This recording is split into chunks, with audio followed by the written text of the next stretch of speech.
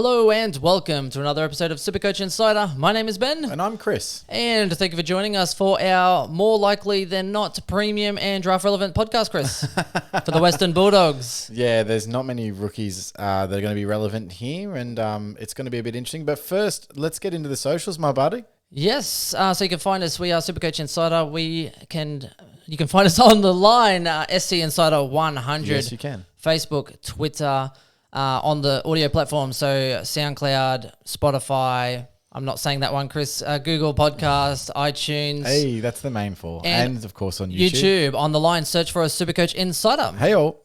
Now, Bulldogs are a little bit interesting. They're definitely challenging for, in my opinion, top four this year. I think they've definitely got a chance to do so.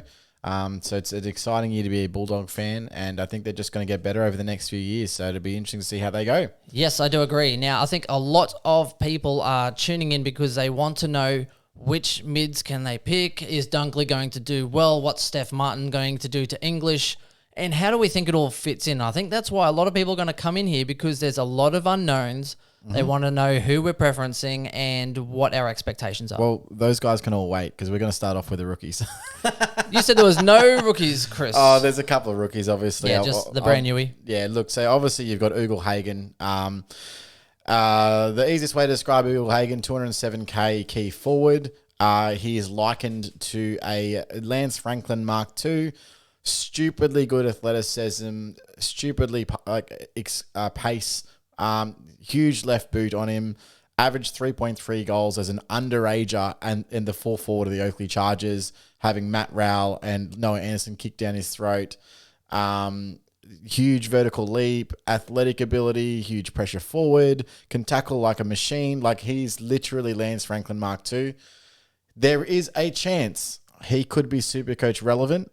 However, I always try to err on the side of caution with these guys. Just because they're key forwards and generally speaking, they go 81 week, 20 the next, and it's not good for rookie scoring because it makes it really hard for them to get price rises. So, what I do know about Ugle-Hagan is there is a 100% chance he's going to be a dead set gun as long as he can not be injured over his career. He is an absolute jet, X factor galore, and if you're a Doggies fan, you just got to be loving having him come to your club. So. Rumor has it there was just basically no chance he was getting outside the first few picks, and obviously the Dogs had the monopoly on it because they had academy rights to him. So yeah, it's Ugle-Hagan. That's all I can say. 207k forward. Yep. Yeah. Someone. Yeah. Do you have a scope of? Do you think about? Do you want Ugle-Hagan in it? Like if you had to, if there was no other rookie forwards, would you pick him, or would you just pay like say? No. That little bit extra and get up to Danaher or whatever.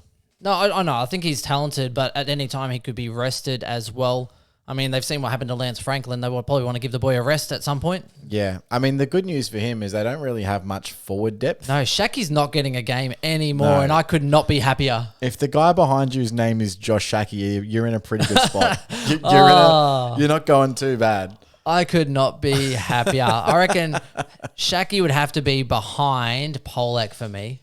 Yeah, and the guy to the left of him is Josh Bruce.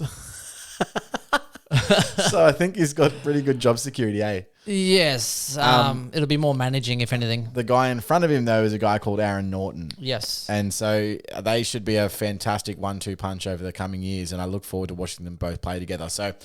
For me, I think he's relevant. Not in draft leagues, probably not even in standard per se. He could surprise us, but generally you just don't pick expensive key forwards, and that happens every year. When Max King and Ben King were picked, they were close to 200k. You don't pick them then. You wait for them to, if they get rested and drop in cash, then you pick them up the year after. I don't mind him in keeper leagues, but keeper leagues I would for sure. It's still a risk. You got to keep always on your list. Is he going to be big this year? Probably not. It's going to be 2 or 3 years until you really get the most out of him. But he's always going to be a forward. If you could have picked up Lance Franklin in his rookie year and known that you could have kept him for 10 years killing it, yeah, for sure. He's always going to be a forward, so he's not going to just bugger off into the midfield. He's going to be a forward for life. There's still only one Lance Franklin right now.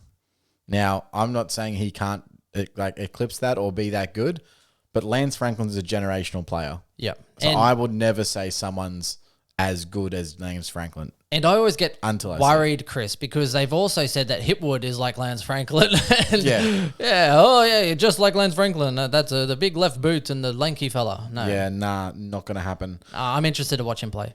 Now, the next two guys that they picked up, we've got Dominic Bedendo. He was picked up at pick 55, and they did get a rookie as well, Lachlan McNeil.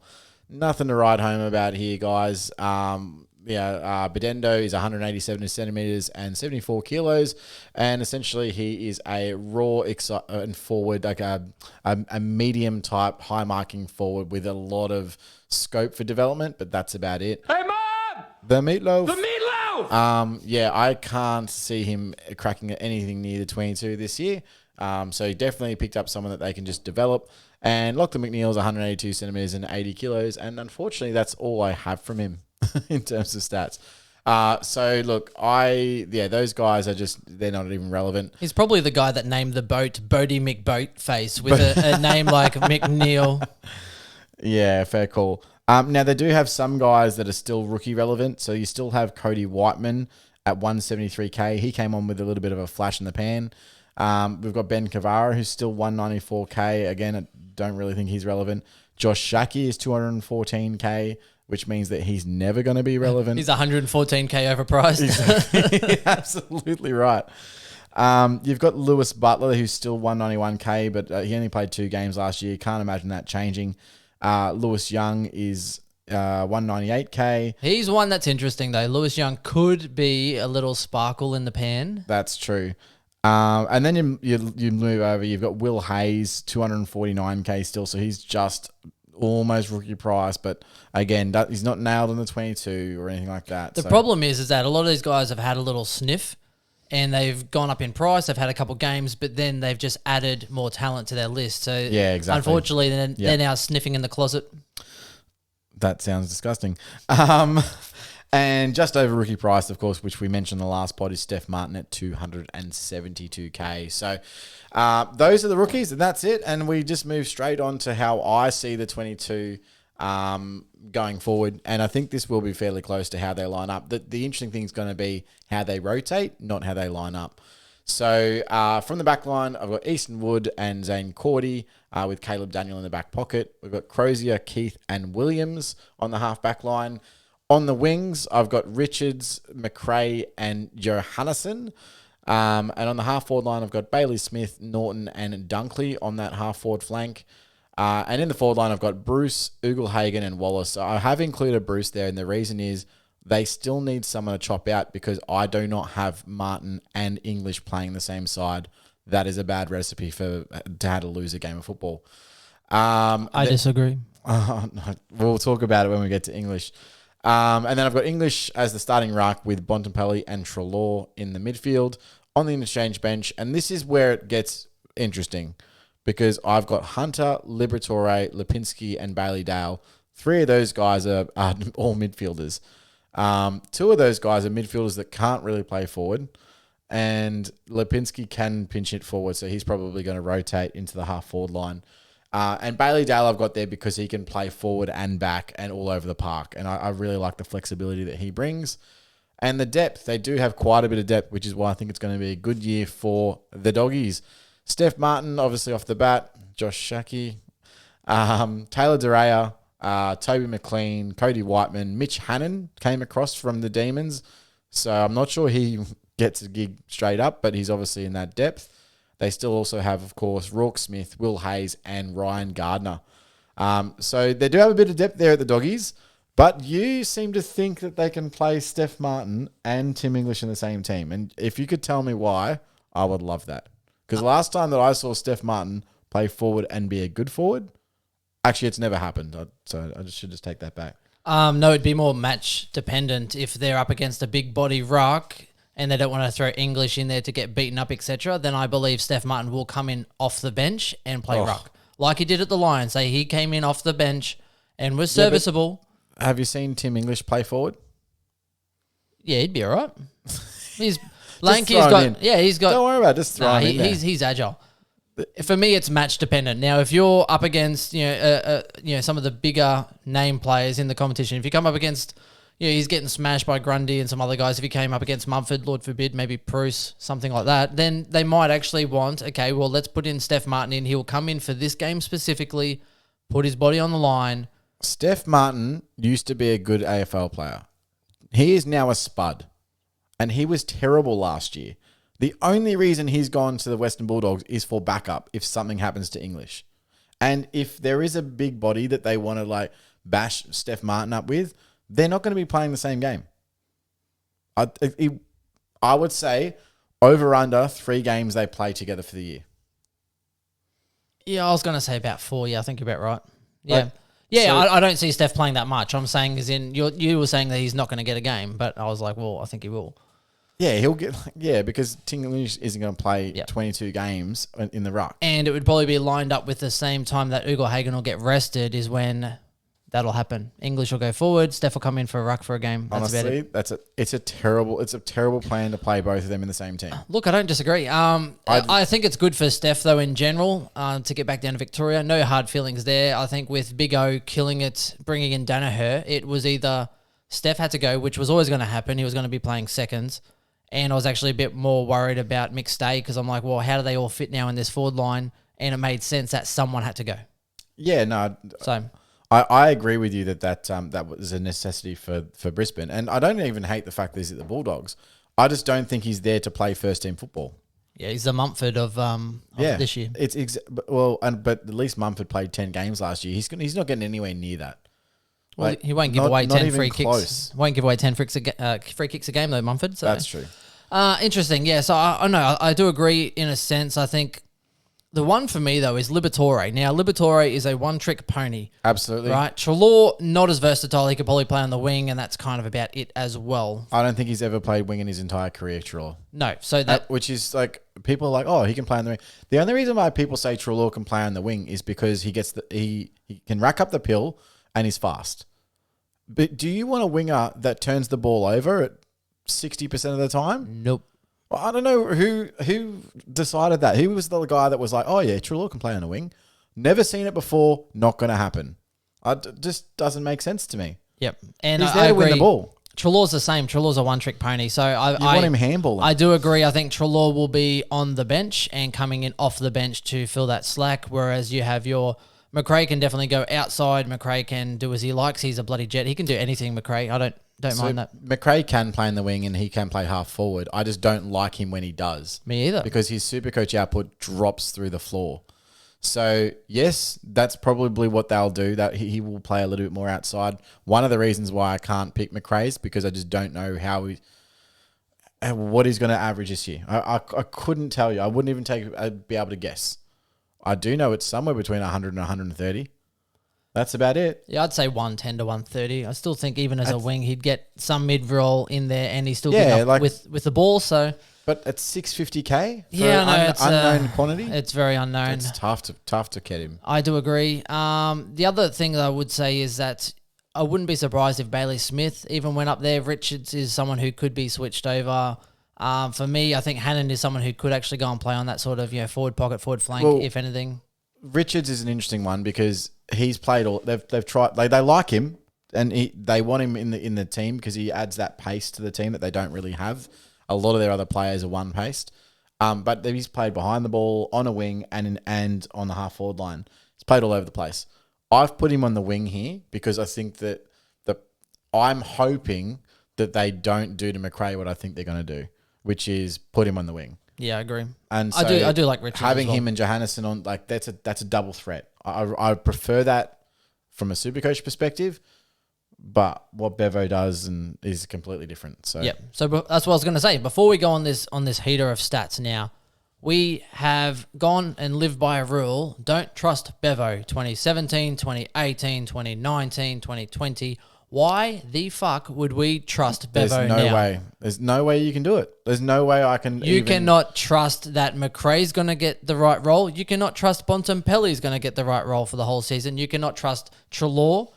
Or Hunter. I think you could probably trust Trelaw get the right role, but you can't trust his body per se. Dunkley, you cannot trust That's true. to get the right role for the whole season, which kills it. And people are banking on Bailey Smith having a breakout. There is not There's one. no room. There is not one Bulldogs midfielder that I would say I'm confident on at all, and that includes Josh Dunkley in the forward line. Yep. So They all have potential to go from 100 to Could be anything. 125 to 30. Yep. But they're all overpriced anyway. So, I mean, why take the risk? You don't need to start with Dunkley. You don't need to start with Bont. You don't need to start with McRae. You can just wait and see. They can just be an upgrade target. Once we've got a little bit of data, 6 to 8 games, we can go, okay, I'm confident now. Now, having said that, having said this, McRae did that last year. Remember, McRae started on the wing. Exactly. And it's like, oh, abort ship. Next minute, McRae inside killing it. and Bevo's been known to do this, and he's actually been like, there's a great report on the Couch a couple of years back where he had 2 midfield groups, Bevo. And so what Bevo did was for the first half of the season, he played the one midfield group inside and the other group on the outside and half forward, and switched them halfway through the year. And the purpose of that was to freshen them up for finals. So there is a chance that the data that we get in the first 6 to 8 weeks is not reflective of the entire season. Yep. And that's going to be stupidly annoying if that happens and we all trade in a McRae or we all trade in a Bont and then their role changes and it just completely screws with us. Well, what we're hoping for is that you get the first sort of 10 to 12 games and then you see it start to shift just before their bye. And then you're like, it's shifting. Jump aboard. Now, for me, I'm hoping Bailey Smith actually gets a forward eligibility again for this year. And if Dunkley goes to Essendon, he is someone I am highly, highly, highly considering next he'd be year. a lock next year if he goes. Yeah, absolutely. I love Dunkley as a pick. I should rephrase that. I love Dunkley as a player, and as a Supercoach player, he's a star. But with the role this year, he can average you anywhere from 85 to 120, and I've got no idea where. That's a huge range. That's a huge range. Yep. I can't. There's no way I'm spending 560k on him at this point. I'm tempted. I know a lot of people are tempted. I think he's in 30% of sides. Yeah. Let's 20. check that. I'm going to say 27 under or over. You're going 20, over. 28. Oh, 28. close. Okay. Now, so here's why I'm That's tempted. surprising. Here's why I'm tempted now. From a business point of view, and we're not saying all footy clubs are smart. I mean, if they were smart, they wouldn't. Line again. Well, if all footy clubs were smart, then they wouldn't have the issues of Essendon. Okay. They wouldn't have the Essendon saga. They wouldn't have Lambert trying to have players over at his house to hide and seek.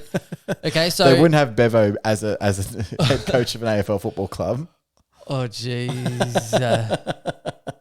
Anyway, if they were smart, now let's rewind. Dunkley wanted out. He requested a trade. It couldn't get done. Now, he still has 2 years to run on his contract. If you are the Dogs, he wants midfield time or he's leaving, right? You either, smart business decision, you play him in the midfield, he still wants to leave, he is now worth a mozza, and you trade him out at a premium. You give him the role, you hope he stays, there's 2 years to run. If he leaves, cool, but you've played him in that role where he dominates, which means that Essendon's going to have to pay the F up and they're going to have to pay ultra premiums because he still has 1 year left on his contract. Now, that would be smart. However, that's not how AFL clubs run. If they shelf him and they put him in the forward pocket and he gets a little rotation through and he's not happy and it doesn't look that great, they are going to diminish his worth, diminish the trade value, and he's also, guess it, he's going to leave. Well, that might be true, but here's what happens. AFL clubs aren't run that way. There's a list management team and there's the coach. They are not the same, and the coach is not supposed to be able to influence the list management team. Well, and the list management team is not allowed to influence the coach. So even if what you say is true, it's not physically a possibility. Well, Bevo should know. But Bevo doesn't give a shit. If he's gone, he's gone. He doesn't care. He's just got to coach the team he's got. I think you care. Whatever. I think you care. I think, well, maybe not down there at the Bulldogs, but up here, Faganland, right?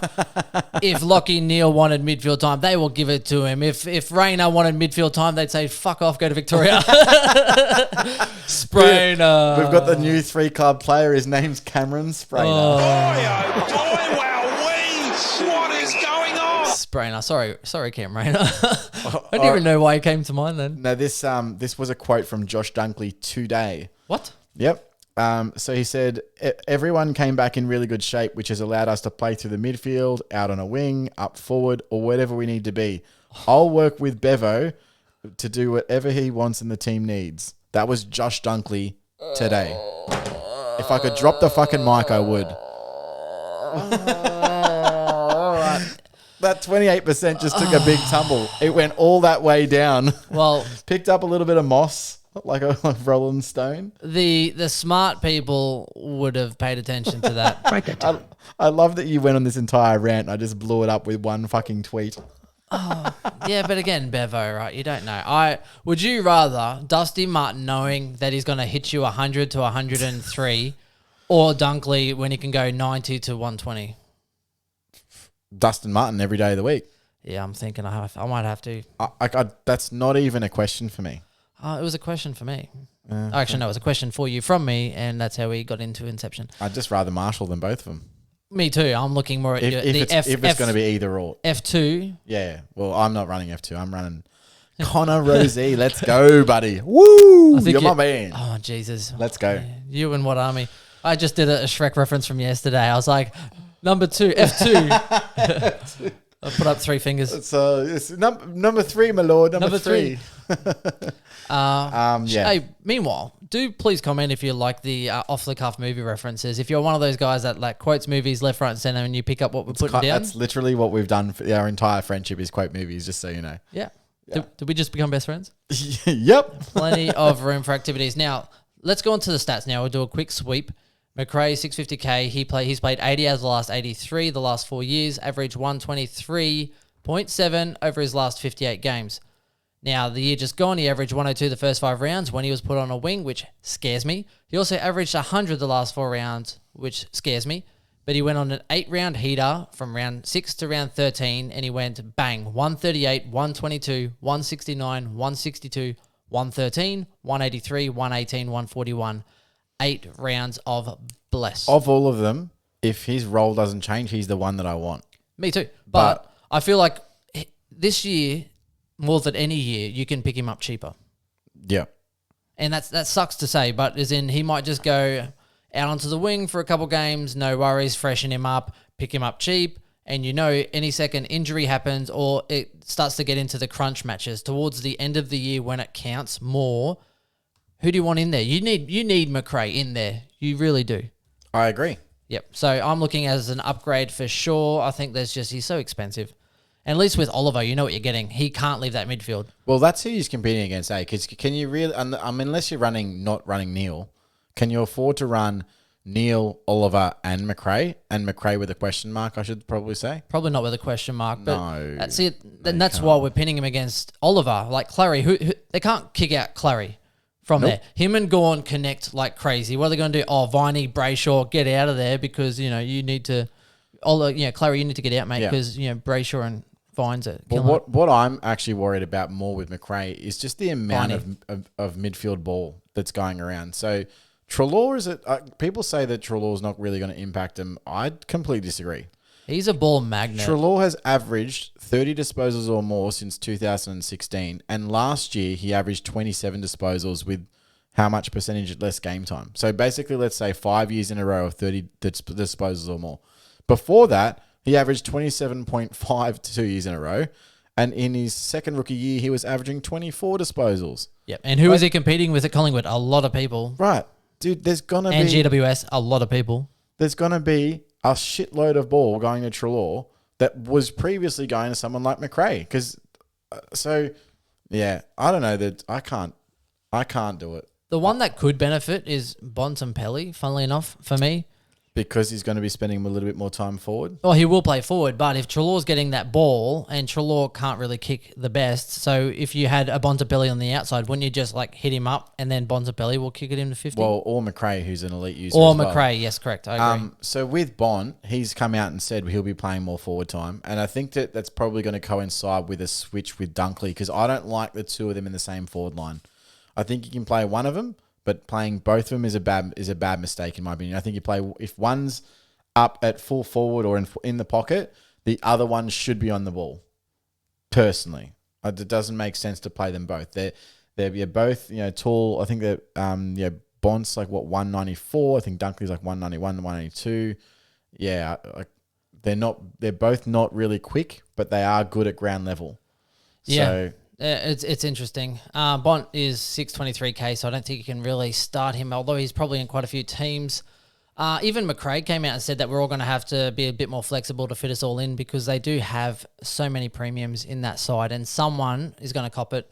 I do agree. I think, Liberatore is on the bench, and Treloar's just going to be on and off that bench as well. Well, yeah, well, if you can get his body right. Well, I love that he's averaging all these disposals, but his body's shot to pieces as well.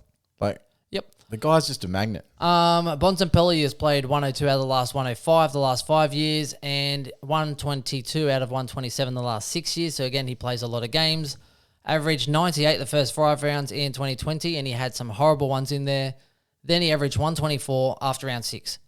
He averaged 135 the last 8 rounds when he went all hundreds the last 8 rounds. 6 120s, including a 135, 138, 161, 166, and a 199. He is a freak, if anything. And this is why I think he has a lot of scope, is that his potential is a little bit more unlimited. He could absolutely just tear the F out of the competition out of nowhere. Bont. Yeah. Bontempelli. Not with his role that he is now. No, but if he starts tearing up, it's one of those things. If he's on fire, he'll get more time in there because he's on fire. That's how it's going to go. That's not how Bevo plays his football. That's how it's going to work. Trust me. People just overestimate Luke Beveridge. Like, there's like, just because someone's playing well, Bevo will change them. He doesn't care. He cares about system. That's all he cares about. Are they doing the right thing for the system? And he just pulls one out and plugs another one in. He does not care.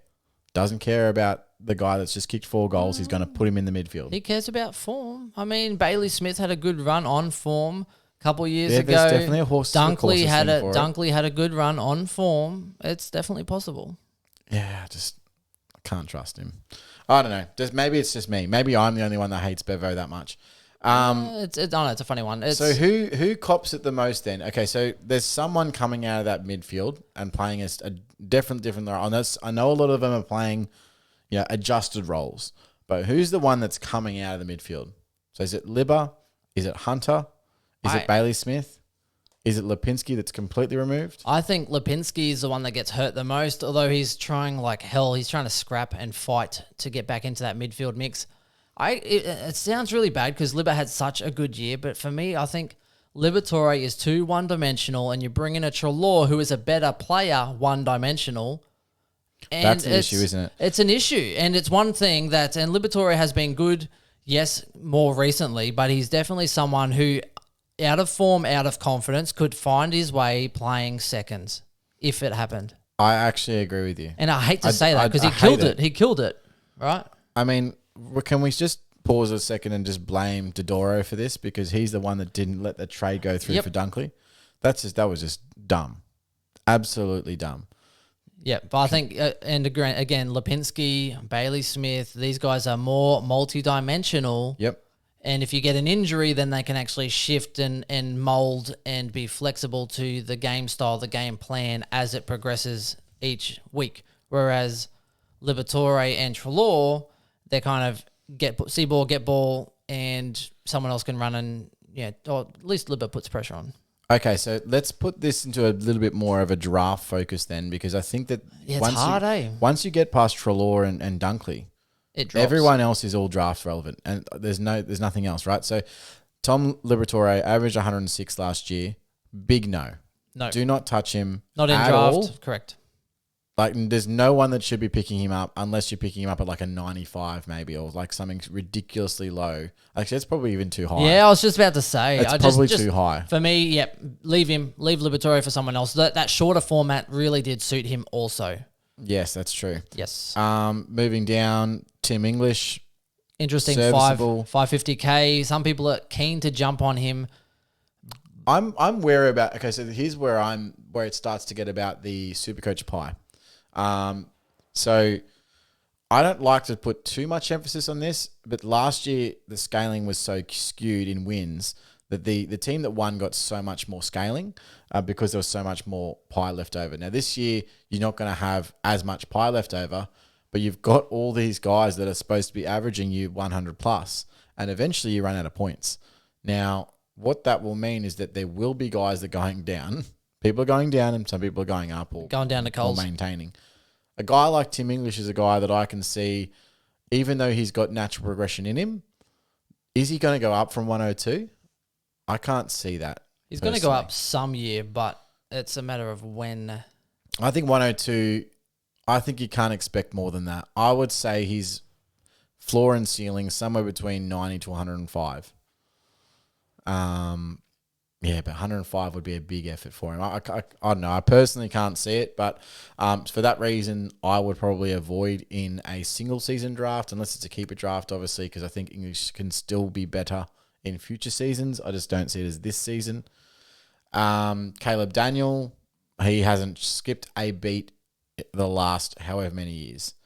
Now, I actually think that there is a valid reason to want to even pick him up in standard, but at his price, he's not going up. He will just be consistent. So if you want to pay $545K for a guy that's going to average you 100, completely fine. Do it, because it's not a bad selection. It's just something that I personally wouldn't do. I think there's better ways to spend $540K this year with a potential growth out of the player. So when we talk about the pie, okay, so we're looking at, say, Dunkley, right? So there is, I think, 6 players.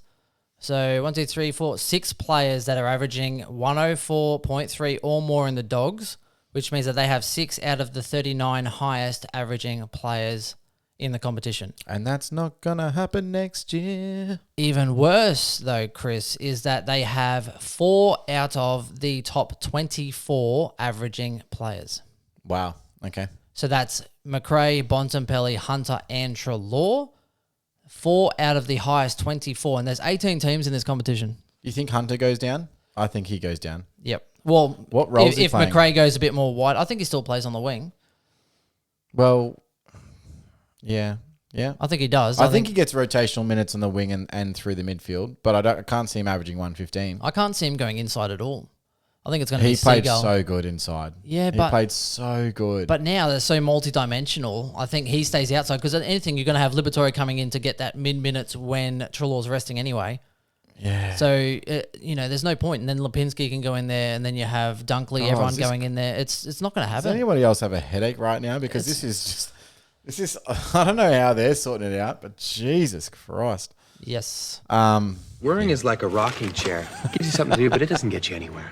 Write that down. No point worrying about it, Chris. That's true. That's true. And it is a conundrum, and we're not going to know until we see more game time. And again, it could be flipped. And you know what I mean? If it's not 115, what is it? What's his scope? Lockie Hunter. 100. I'm thinking that too. So I think therefore, again, you draft, leave him complete skip, right? Leave him in draft. I think if he just plays a straight up wing, even then, if McRae's on the wing, who are they going to go to? Either one, but McRae's still over him. I reckon max for Hunter is 105, minimum 95. So I think 100's pretty much banging the mark. I agree. I think he's 10 overs, if not more. Bailey Smith, another one who I can't see any progression, but I don't see him going down. So he's not bad to pick him up where he is. Don't forget though, you can pick him up where he is. He was knocked out. He was knocked out on 5 in round 5. So round 5, he was on 3 Supercoach, got knocked out. So his true average is actually 97.6. So you could pick him up around that point. Some people will leave him, and he might end up hitting you around that sort of low 90 if I don't mind if you bank it.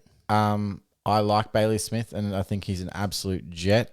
I don't think it's his year though. I've got him in a couple of keepers as well. Yeah. Yep. Keep him for next year. Yeah, definitely. I don't think it's a bad pick, but I don't like him in standard because he's a mid only. Mid only hurts. So yeah, it's only a draft relevant pick. And yeah, we'll just leave it there. Outside of that, I mean, Caleb Daniel, we got to touch on the short man himself. We just did. I said, bottom shelf, right? Sorry, he went. Not even listen to me. He went under the radar. He's so small. When you were checking your phone, I talked about him for a bit. I was looking for other relevance. I basically said I see him at basically averaging exactly what he's done, 100 flat. Yeah. So therefore, 545 is actually not bad. No, but there's other guys you can get around the same price that are going to have the potential to go higher. Correct. So and I wouldn't be. You're going to pay around 500 for Daniel through the year anyway. Yeah, exactly. Yeah, you're picking up like low 5s, high 4s. So and no hurt factor though. Yeah, no. Yeah. 0. Him and Stewart, really, really, really reliable. Very little standard deviation for those who like that kind of thing. But yeah, not someone who's going to hurt you. So you go for some of those that can really bang it off.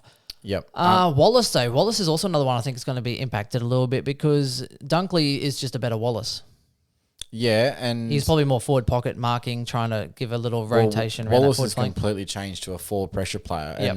and he's done that really, really well. So I can't see his role changing at all. Not much, but then he did drop down to a 70 average. So don't pick him thinking he's going to go back into the 80s or 85s. No It's chance. not going to happen.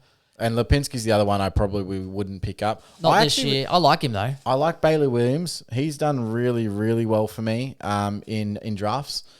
He comes in at that intercepting defender role and absolutely cleans up some games. So someone that you can pick up. I know he only averaged 84 last year. I think there's a little bit of development in that. Not much because again the pie probably hurts you there, but that's just someone to look at. Yeah. And that's pretty much it. That does wrap it up, and a lot of I hope we've other relevance. Yeah, it's a funny one. So I think we have helped as far as giving a little bit more of a scope as to why it's a conundrum. Now it's just about It's looking. almost like there's 5 midfielders in a nutshell. Now, this is me in a nutshell. Help! I'm in a nutshell. How did I get into this nutshell? Well done. I do like that. And I see if I had the button, I would have done that a lot quicker. yeah, So, well, no, Chris, you can't even find the button, let alone hit the button. that's true. Or is that a euphemism? No, it's a little bit of both. Anyway, so look, stay tuned. Keep an eye on these match simulations, etc. Have a look at who's playing these sort of roles, and again, looking at time on ground and that kind of thing. But they are very, very, very, very draft relevant. Standard though, how many are you starting, Chris? Any in standard? Any Bulldogs at all? Yeah. Not one. No, Dunkley was the only one I was willing to start, but otherwise I'm passing on all. I'd rather just wait and see who's going to be the one that's averaging the most and go for that guy. That's literally what I'm going to do. Yeah, There's no need to go and grab them. There's not like a extremely good value proposition. They're all just priced where they probably should be. Yeah, I have had McRae on my side sometimes, but it just looks good. But then I realize I could do much better with my money. It looks good. It's like that. It's a fake facade where it kind of looks nice, but you know it's not going to do the job as well. Probably. Well, I can't see him averaging what he did last year. 121. I can't see it. Oh, well, don't forget Not right he now. went like nearly 130 the other year. I know. But that was when. So last year he should have been better. Yeah. Should But have. he played on the wing. Yeah, I know.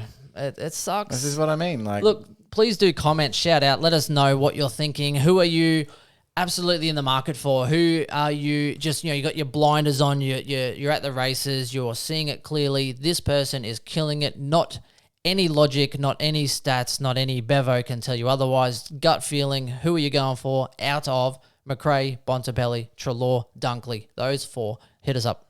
all right. Well, enjoy your evening and we'll catch you next time. Alrighty, bye. Bye.